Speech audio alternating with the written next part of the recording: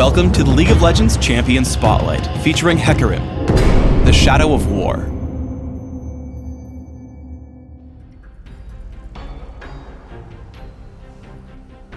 Hecarim is a melee fighter who specializes in high mobility and jungling.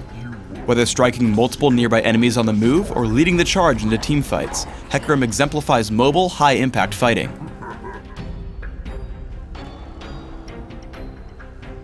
Hecarim's passive is Warpath. Hecarim ignores unit collision and gains a percentage of his bonus movement speed as bonus damage. Rampage immediately damages all nearby enemies. If it hits, the next activation of Rampage enjoys a lower cooldown down to a cap. If Rampage hasn't hit anything for a few seconds, the cooldown returns to normal. As Hecarim's primary damage source, take Rampage at level 1 and max it by level 9. Spirit of Dread creates an aura around Hecarim for a few seconds that constantly damages all nearby enemies. Additionally, Hecarim heals for a portion of any damage dealt to these enemies. Healing against minions is capped. Because it brings both great damage and health sustain, take a point in Spirit of Dread early and max it by level 13. Devastating Charge grants Hecarim steadily increasing movement speed for a few seconds. If Hecarim attacks an enemy during this time, he deals bonus damage and knocks back his target. Devastating Charge deals even more damage based on how far Hecarim has traveled during the effect. Because it's mostly a utility spell, take a rank of Devastating Charge early, but max it only by level 18. Hecarim's ultimate is Onslaught of Shadows. Hecarim charges to target location, damaging and causing all nearby enemies to flee from Hecarim for a short time.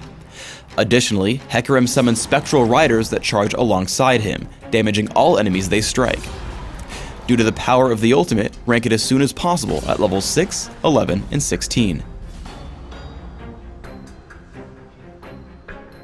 Try to build a mix of damage, toughness, and mobility through your runes, masteries, and items.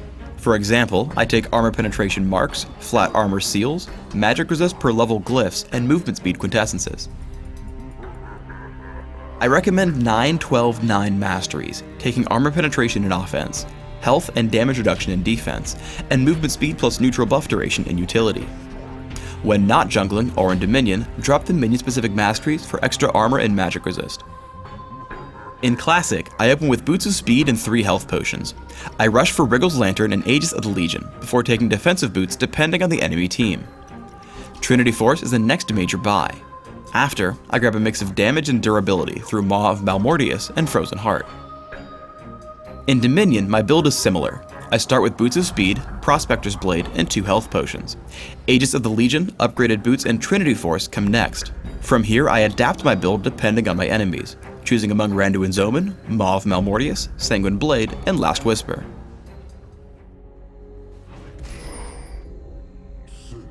Try to always gank enemies from behind. I activate Devastating Charge, close the distance on Galio, and make sure to push him away from his turret.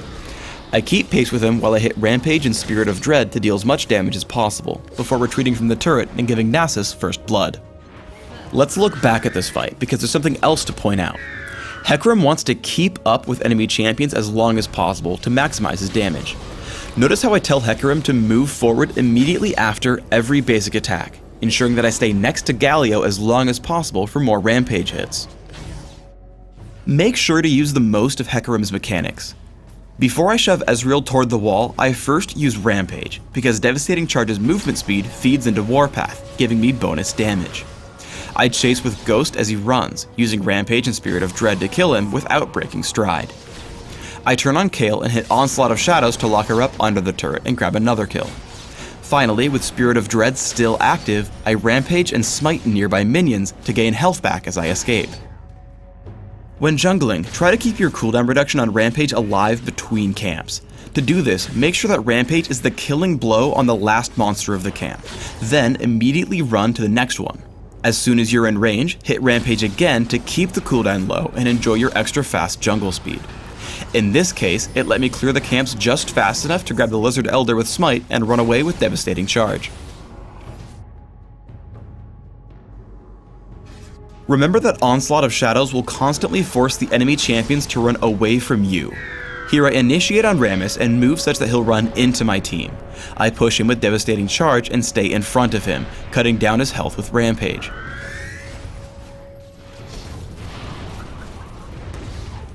After we pick up the kill, I walk out of turret range and then back across to escape Morgana.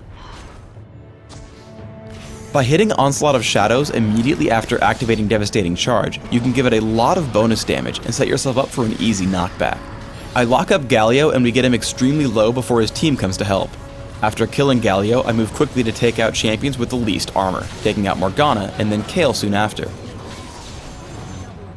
I spot Rammus just above. Devastating Charge grants me a lot of movement speed as I walk just past Rammus before he taunts me, pushing him back toward my team. Thanks to all the armor accrued from items, I'm able to tank the turret long enough for my team to show up and grab the ace. The speed shrines on Dominion are even more useful on Hecarim thanks to Warpath, which converts that bonus movement speed into bonus damage.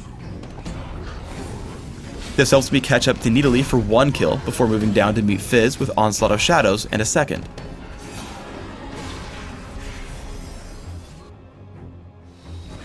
Combining speed shrines with Hecarim's ability to deal damage while moving means you should always try to juke skill shots.